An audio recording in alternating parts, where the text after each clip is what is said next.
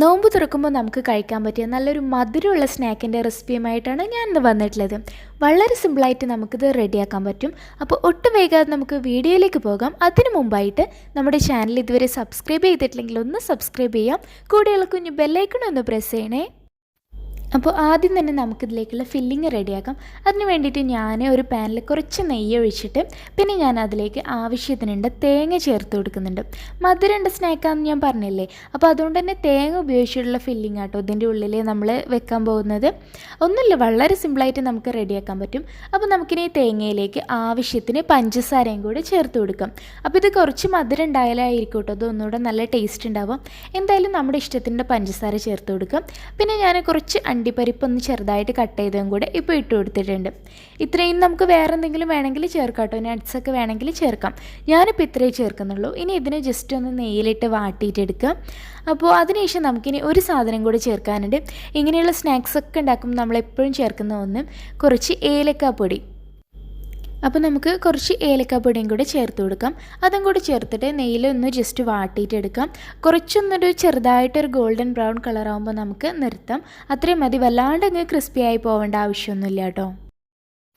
ഇനി നമുക്ക് ഇതിന് വേണ്ടിയിട്ടുള്ള മാവ് കുഴക്കാം. അപ്പോൾ ഞാനിവിടെ 1 കപ്പ് മൈദപ്പൊടി എടുത്തിട്ടുണ്ട്. അതിലേക്ക് ആവശ്യത്തിന് ഉപ്പും കൂടെ ചേർത്തിട്ട് നമ്മൾ പൂരിക്കൊക്കെ മാവ് കുഴക്കില്ലേ, അതേപോലെ നമുക്കിത് കുഴച്ചെടുക്കണം. അപ്പോൾ നമുക്കിനി കുറേശ്ശെ വെള്ളം ചേർത്തിട്ട് നമ്മുടെ പൂരിക്ക് മാവ് കുഴക്കുന്ന അതേപോലെ നമുക്ക് നല്ല സോഫ്റ്റ് ആയിട്ടൊന്ന് കുഴച്ചെടുക്കാം.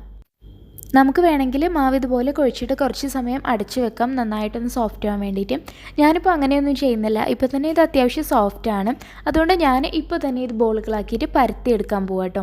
അപ്പോൾ ഞാനിപ്പോൾ ഒരു 5 എണ്ണമാണ് ഉണ്ടാക്കാൻ ഉദ്ദേശിക്കുന്നത്. അപ്പോൾ ഞാനിതിന് ചെറുതായിട്ട് 5 ബോളുകളാക്കിയിട്ട് എടുക്കണം. അപ്പോൾ ഇതിന് നമ്മുടെ ഏരിയയിലേക്ക് പറയുന്നത് പൂവട എന്നാണ് പറയുക. പക്ഷേ പല സ്ഥലങ്ങളിലും പൂവട എന്ന് പറഞ്ഞാൽ ആവി കയറ്റിയിട്ട് എടുക്കുന്നതാണ്. ഇത് നമ്മൾ ആവി കയറ്റിയിട്ടല്ല, ഫ്രൈ ചെയ്തിട്ടാണ് എടുക്കാൻ പോകുന്നത്. അപ്പോൾ ഞാൻ ഇപ്പോൾ ഇവിടെ 5 ബോളുകൾ റെഡിയാക്കിയിട്ടുണ്ട്. ഇപ്പോൾ എൻ്റെ കയ്യിൽ ഇത് റെഡിയാക്കാൻ വേണ്ടിയിട്ടുള്ള ഒരു സംഭവം ഉണ്ട്. ഇതുപോലുള്ളൊരു അച്ചുണ്ട്. അപ്പോൾ ഇതിൽ വെച്ചിട്ടാകുമ്പോൾ നമുക്ക് പെട്ടെന്ന് റെഡിയാക്കിയെടുക്കാം. ഇതില്ലെങ്കിലും കുഴപ്പമൊന്നുമില്ല കേട്ടോ. അപ്പോൾ നമുക്കിനി ഇതിനെ ഒന്ന് പരത്തിയിട്ടെടുക്കാം. അപ്പോൾ ഞാൻ ആ അച്ചിൽ വെച്ചിട്ട് ചെയ്യുന്നത് കൊണ്ട് തന്നെ ഇതിപ്പോൾ കറക്റ്റ് റൗണ്ടിൽ പരത്തണം എന്നൊന്നുമില്ല. ഏത് ഷേപ്പിലായാലും നമുക്ക് ജസ്റ്റ് ഒന്ന് കട്ടില്ലാതെ നമ്മളൊന്ന് പരത്തിയെടുത്താൽ മതി. ഇനി അതില്ലെങ്കിൽ നമുക്ക്, ഞാനിപ്പോൾ ഇതിൻ്റെ തൊട്ട് മുമ്പായിട്ടൊരു വീഡിയോ അപ്ലോഡ് ചെയ്തിരുന്നു ഒരു ഇറച്ചിപ്പത്തിരിയുടെ. അപ്പോൾ അതിൽ ചെയ്യുന്ന പോലെ ഒരു ഫോർക്ക് വെച്ചിട്ട് സൈഡുകൾ നമുക്കിങ്ങനെ പ്രസ് ചെയ്തിട്ട് കൊടുത്താൽ മതി. ഞാനിപ്പോൾ ഒന്ന് പരത്തിയിട്ട് ഇതിലേക്ക് വെച്ചിട്ടുണ്ട്. ഇനി നമുക്ക് ഇതിൻ്റെ ഉള്ളിലേക്ക് ഫില്ലിങ് ഇട്ട് കൊടുക്കാം. അപ്പോൾ ഫില്ലിങ് ഞാനിവിടെ ഒരു 2 സ്പൂണോളം ഇടുന്നുണ്ട്. ഫില്ലിങ് അത്യാവശ്യം കിടന്നോട്ടെ, എന്നാലും നല്ല ടേസ്റ്റ് ഉണ്ടാവുള്ളൂ കേട്ടോ.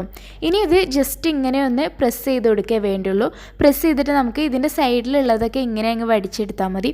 ഇപ്പോൾ നമുക്ക് നല്ല നീറ്റായിട്ട് കിട്ടും. ഇതൊരുവിധം എല്ലാ വീടുകളിലും ഉണ്ടാകുമെന്ന് എനിക്ക് തോന്നുന്നു കേട്ടോ ഈ സംഭവം. ഇത് അതേപോലെ സമൂസേൻ്റെ ഷേപ്പിലൊക്കെ ഉണ്ടാവാറില്ലേ, അപ്പോൾ അതുതന്നെയാണിത്. ഇപ്പോൾ ഇത് ഓപ്പൺ ചെയ്യുമ്പോൾ നമുക്ക് നല്ല സിമ്പിളായിട്ടുള്ള നമ്മുടെ പൂവട റെഡി ആയിട്ടുണ്ട് ഇവിടെ. ഈ ഒരു ഷേപ്പിൽ. ഇതില്ലെങ്കിൽ നമുക്ക് ഫോർക്ക് വെച്ചിട്ട് സൈഡ് ഇങ്ങനെ പ്രസ് ചെയ്ത് കൊടുത്താലും നല്ല അടിപൊളിയായിട്ട് തന്നെ കിട്ടും കേട്ടോ. ഇപ്പോൾ ഞാൻ 5 എണ്ണം ഇതുപോലെ റെഡിയാക്കി എടുത്തിട്ടുണ്ട്. ഇനി നമുക്കിതിനെ പെട്ടെന്ന് തന്നെ നല്ല ചൂടായ എണ്ണയിലിട്ടിട്ടൊന്ന് ഫ്രൈ ചെയ്തെടുത്താൽ മാത്രം മതി. അപ്പോൾ എണ്ണ നന്നായിട്ട് ചൂടായിട്ടുണ്ട്. ഞാനിത് ഇട്ട് കൊടുക്കുകയാണ് ഇതിലേക്ക്. അപ്പോൾ ഇത് നമ്മൾ ഇട്ട് കൊടുക്കുമ്പോൾ ഒരു മീഡിയം ഫ്ലെയിമിൽ വെച്ചിട്ട് ഇട്ടാൽ മതി കേട്ടോ. കാരണം മൈദപ്പൊടിയല്ല, അപ്പോൾ അതൊക്കെ ഒന്ന് നന്നായിട്ട് ക്രിസ്പായി വരാൻ വേണ്ടിയിട്ടാണ്. ഒരുപാട് തീ കൂട്ടി വെക്കണ്ട. അപ്പോൾ ഇത് ഓരോന്നായിട്ട് ഇട്ടിട്ട് 2 സൈഡും നമുക്ക് തിരിച്ച് മറിച്ചു ഇട്ടിട്ട് നമുക്ക് നല്ലൊരു ഗോൾഡൻ ബ്രൗൺ കളറാവുന്നത് വരെ നമുക്കൊന്ന് ഫ്രൈ ചെയ്തെടുക്കാം. അപ്പോൾ ഇത് ഒരുപാട് പേർക്ക് അറിയുന്നുണ്ടാകും. അപ്പോൾ അറിയാത്തവർക്ക് വേണ്ടിയിട്ട് ഞാനൊന്ന് ജസ്റ്റ് ഷെയർ ചെയ്താൽ കേട്ടോ. പക്ഷെ നല്ല ടേസ്റ്റാണ്. അത് നല്ല സിമ്പിളാണ് ഉണ്ടാക്കാൻ, എന്നാൽ നല്ല ടേസ്റ്റാണ്. അപ്പോൾ നോമ്പ് തുറക്കുന്ന സമയത്തൊക്കെ മധുരം വേണമെന്നുണ്ടെങ്കിൽ നമുക്ക് പെട്ടെന്ന് റെഡിയാക്കാൻ പറ്റിയൊരു സ്നാക്കാണിത്.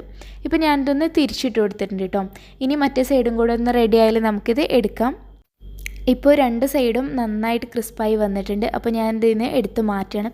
ഇത്രയേ ഉള്ളൂ നമ്മുടെ സിമ്പിളായിട്ടുള്ള പൂവട. അപ്പോൾ എല്ലാവർക്കും ഇഷ്ടമായി എന്ന് വിചാരിക്കുന്നു. അപ്പോൾ ഇൻഷാ അല്ലാഹ് നാളെ മറ്റൊരു നല്ല റെസിപ്പിയുമായിട്ട് നമുക്ക് വീണ്ടും കാണാം.